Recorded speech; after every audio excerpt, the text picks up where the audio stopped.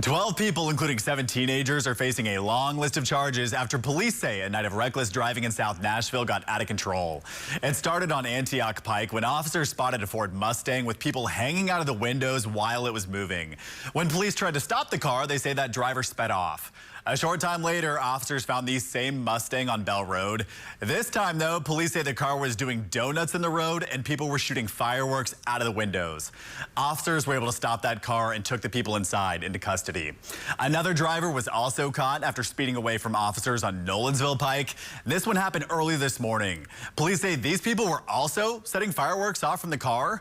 Officers found 3 guns inside that car, marijuana, and a BB gun.